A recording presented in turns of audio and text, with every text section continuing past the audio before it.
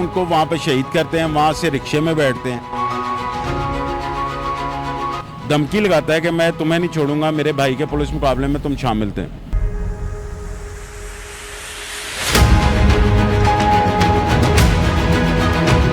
कि ये जो रेहान है उसकी हमशीरा को भी सामने तफ्तीश किया गया है, उसके बेनोई पे भी शक जा रहा है।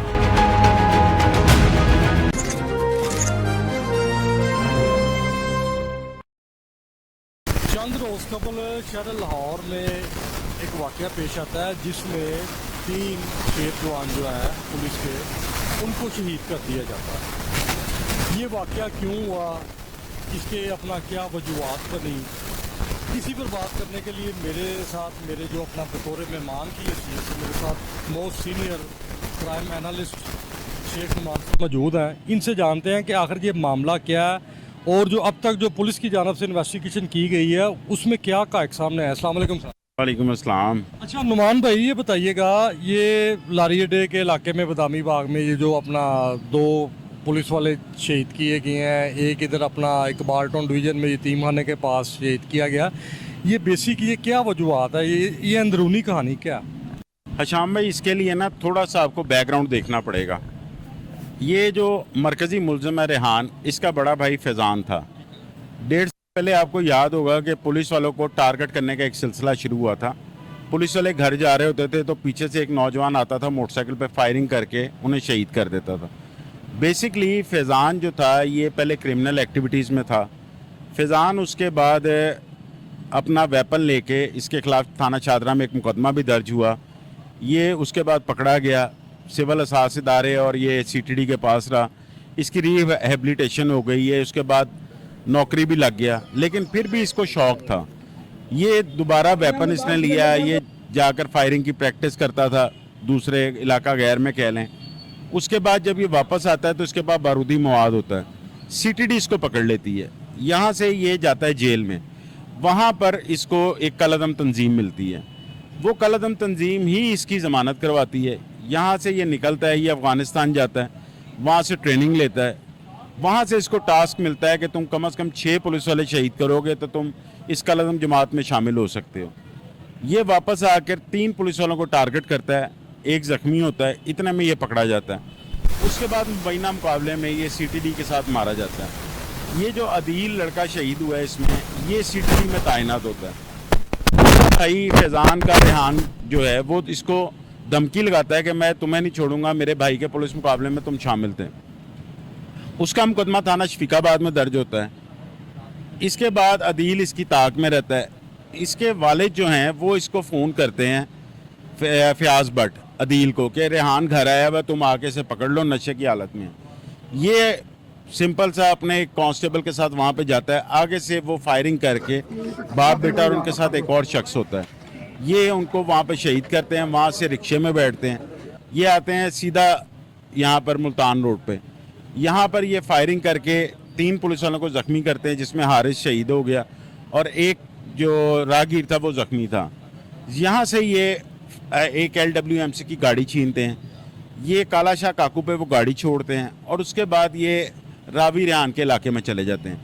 अब वहाँ पर जो असास इदारे जिन्होंने पहले इंटेरोगेट किया हुआ था इसके भाई फैज़ान को, इनको ये पता था कि वहाँ पर एक मदरसा है जहाँ पे इनका काफ़ी आना जाना है।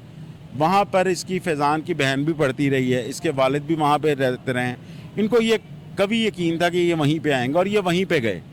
वहाँ पर गए हैं, वहाँ पर इन्हें कोई मिला नहीं आगे, या मदरसे में ये अंदर गए हैं, उसकी CCTV फुटेजेस आई हैं, उसको भी देखना बाकी है।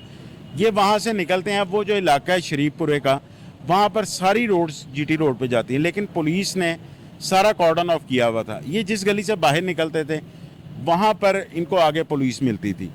ये वहीं पे एक घर में जाते हैं, वो हफीज़ नाम था गालबन, उसका बयान भी सामने आया।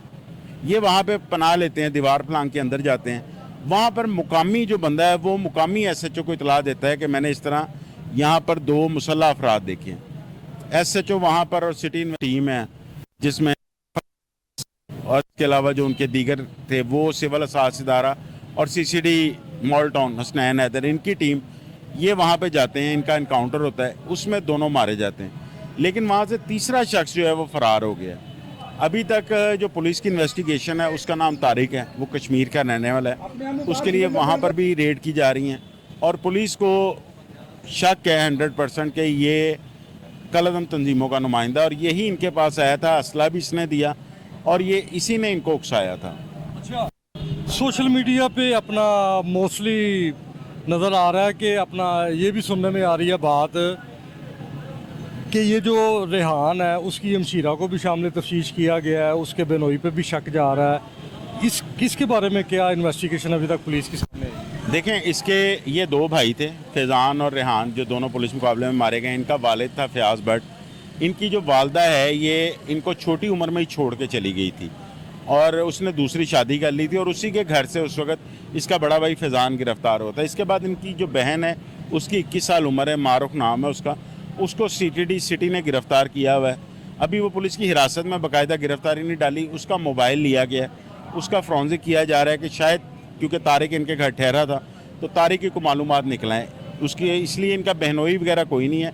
हाँ, इस केस में एक रिक्शे वाला भी हिरासत में है जो उनको लेके गया था। उसके अलावा 2 पुलिस वाले हिरासत में हैं जिनमें एक जमशेद है। अब मुझे पता चला है कि रावी रोड का जो SH है उसको भी शामिल तफ्तीश किया गया है, क्योंकि जिस वक्त मैं वहाँ पे गया था तो मुकामी लोगों ने मुझे बताया था कि इनके घर वाले पुलिस वाले आकर बहुत ठहरते हैं, अक्सर ही आए होते हैं। तो जो पुलिस वाले रेहान को मिलते रहे हैं सोशल मीडिया पे, जिनके साथ तस्वीर हैं, उनको अब शामिल तफ्तीश किया जा रहा है।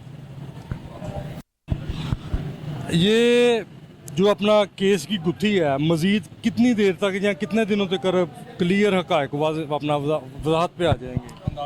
देखिए, इसमें केस तो ऑलमोस्ट 80% सॉल्व है। इसमें अब तारिक की गिरफ़्तारी बाकी है। तारिक की गिरफ़्तारी जब होगी तब ये पता चलेगा कि आया इन्होंने उसको बदला लेने के लिए मारा है, या इसमें ये भी पॉसिबिलिटी है, जो मुझे एक और ज़राए से पता चला है, कि पुलिस वाले इन्हें तंग भी बहुत करते थे, इनसे पैसों का तकाजा करते थे। ये इन्होंने उस ग्रीवियंस में आके मारा है, या फिर किसी कालादम तंजीम का हाथ है। जिस तरह के इसके बड़े भाई को उन्होंने सपोर्ट किया था तो शायद इनको भी उन्होंने सपोर्ट किया हो, जो लॉ इन्फोर्समेंट एजेंसीज़ हैं उनके खिलाफ इस्तेमाल करने के लिए। तो ये अब तारिक की गिरफ़्तारी पर डिपेंड करता है कि ये कितनी देर में उससे तफ्तीशी इदारे जो गिरफ़्तार करते हैं, फिर असल हक़ाइक़ सामने आ जाएंगे। ये जो अपना चंद रोज़ कबल लाहौर में 3 पुलिस वालों की शहादत हुई है, वो क्यों हुई है, किस वजह से हुई है, तमाम जो अभी तक इन्वेस्टिगेशन के दौरान जो महरक़ात मंजर आम पर आए हैं वो हमें अपना शेख नुमान साहब जो मोस्ट सीनियर क्राइम एनालिस्ट हैं उन्होंने बताए हैं। और मज़ीद उनका ये भी कहना है कि पुलिस की जानब से भी मज़ीद इस केस के ऊपर जो है ना इन्वेस्टिगेशन की जा रही है। इसी के साथ अपने मेज़बान शाम भट्ट को इजाज़त दें। इंशाल्लाह नेक्स्ट प्रोग्राम में जल्द मुलाकात होती है। पाकिस्तान जिंदाबाद।